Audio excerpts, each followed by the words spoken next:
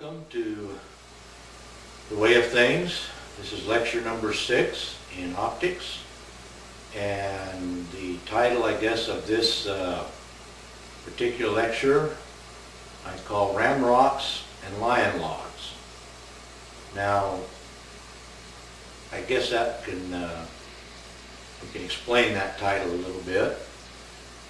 Back when I was guiding for desert bighorn sheep, you spent a lot of time glassing and looking for bighorn sheep.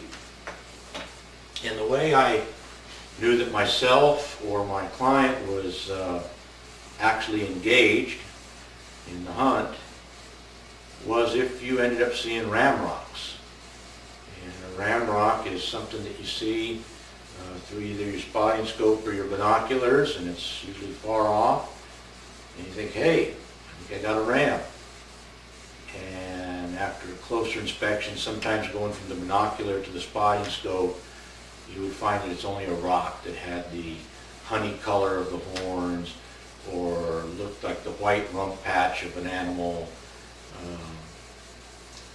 but was nothing more than a rock. And I had the same process that I saw in action on a trip I took with my dad to Africa.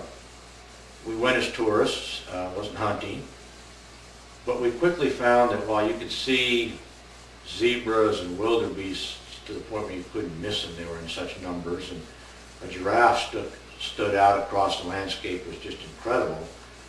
It took some looking to find lions. Being a top predator, there was nowhere near as many of them as these other animals, but also being a predator, they had taken to camouflaging themselves. And often a lion, you looked out across the savannah and you saw a log and you think, hey, I think I found a lion, only to find out that it's just a log.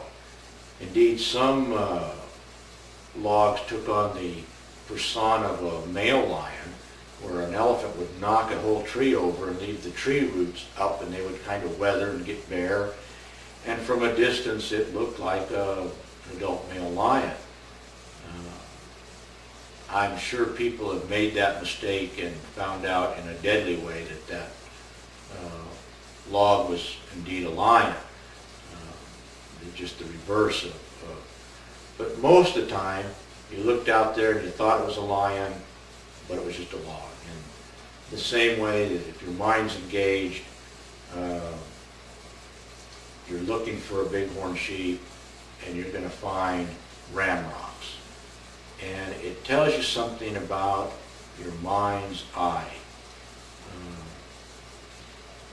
That a lot of it is in seeing animals is the utilization of your imagination.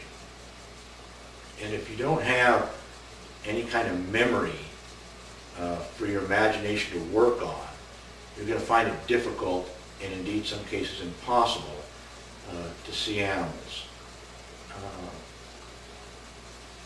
If you don't know in detail what a coyote looks like, the coyote can stand oftentimes right out in the open, and people will just walk right past him, and he knows to stay still, because standing still is a form of invisibility, and he'll just watch him go by. And the person who has seen a lot of coyotes has in their mind this multidimensional view of a coyote, and their mind is working on it, their imagination. And so when they see an object, and this is all happening subconsciously, their mind picks that up and says, well, you know, does it fit a coyote's broadside, quartering away, standing straight toward us, tail to us? Your mind does that all on its own. But you've got to have a memory base for your imagination to work with. If you don't have a memory base for your imagination, it has nothing to work with, so you just walk right by it. Or in the case of using a scope, you'll just zoom, you just search, doing a search pattern, and you just search right past him. Because unless he's really standing out, your mind isn't trained. You don't have the memory to pull that out. Now, with spotting scopes and binoculars, and a person using that, of course, they're going to see more coyotes, they're going to see more bighorn sheep, they're going to see more deer, more jackrabbits, and so forth.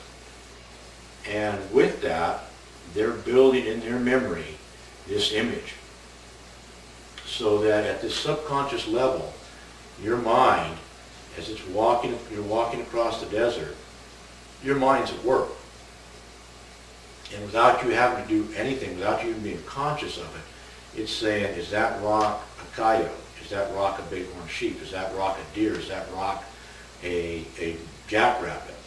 And if the message and the processing goes through and says no, then you're never aware of it. All this is happening all the time. But if something clicks and says, whoa, that's a jackrabbit, now your mind will put that up into your conscious mind and say, oh, that jackrabbit. But you have to have seen jackrabbits and have experienced enough experience to see jackrabbits in a multi-dimensional left, right, top, bottom, from uphill, downhill, good light, poor light, etc. And the more you have that memory, the easier your mind is going to have to pick it up. So one of the tools that you want to do when you're out in the field, and let's say you come across a coyote and you're watching him, it would behoove you to actually spend some time looking at him, and even looking at him with a spotting scope, and then go back to a binocular, and then look at him with just your bare eyes, and back and forth. And if you spend 10 or 20 minutes doing that, you'll be putting in this vision, this memory of a coyote. What does the coyote look like when he's just bare-eyed? Because you might pick him up, let's say with your binoculars. Oh, there's a coyote. Okay, so you sit down, you put your tripod up, you're looking at your coyote, and now you decide, now I know where he's at. And so I look at him with just my own eyes. And now, you know, I can see him there. I can actually make him out as a coyote. Whereas before you didn't. Before you were completely unconscious of the fact that he was there until you put the binoculars up. But now you go to your spotting scope and you set up a spotting scope and you look at him. Well, now you're up close and personal. You can actually see the texture of his fur, any design pattern he has. You can see his teeth. You can see him make out his nose and his eyes. And you were able to make out his level of awareness of you to a greater degree. You might be aware that, say, that coyote is aware of me, but I'm far enough away where he's not concerned. But then you go to the spotting scope, and you're able to pick out a finer level as to his level of awareness. That the binocular was telling you where it was, whether he was aware or not aware or how aware. But now you pick up maybe through the spotting scope and you notice, wow, he keeps looking off this one direction. And now you've picked up that not only is he aware of you, but he's actually aware of something off to the right. Maybe he's looking at a bird, or maybe there's another coyote.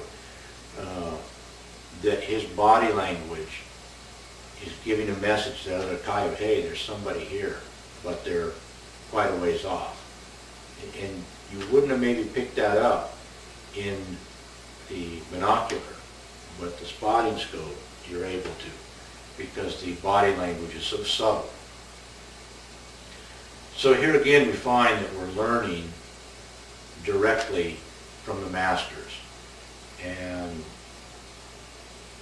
it's one of the things that from that you'll just learn all kinds of things. And you always, to kind of recap, anytime you see especially unique wildlife, say you're not familiar with desert bighorn sheep and you've come across one, and let's say you come across a ewe. Well, the ewe doesn't have big horns, they're not as spectacular as a ram, But if you look at that animal, spend some time. First of all, the ewes are very important to the population. They're going to give you a lot of information. So don't discount because it's not a trophy animal or something spectacular as it might be. Because if you spend some time, you'll learn not only their habits and the way of things, as it pertains to a desert bighorn, but you'll also put into your mind that image. And that image of a ewe will definitely help you resolve the image of a ram. So you might be walking further or another day in a different area, and your mind is working again, the subconsciousness says, you know, that looks like a bighorn sheep. And then it goes into the image, of course, has gone into your subconscious, and now your subconscious is going to kick that up to the conscious and say, hey, take a look over here. I think that's a bighorn sheep. And now you see a spectacular ram. Because much of the body, the color of the fur, the texture, the body shape of the legs and back and so forth, and the proportion to a cactus and all that was there, and your subconscious was able to resolve that that's a bighorn sheep, even though it's a big spectacular ram and you've only seen ewes. But you took the time to burn that image in. And this knowledge is the kind of knowledge, this subconscious burning in this image, is actually a form of knowledge that you can only acquire through experience. You can't read this knowledge, I can't give you this knowledge in this lecture of that image and how it pertains in the wild. Even photographs are helpful, but it's not the same as being in the three-dimensional world of sunlight and shadow and true distances and so forth. And that's the knowledge, the experience / knowledge that you need to have that will begin to make a difference. Learn how you walk and what you experience.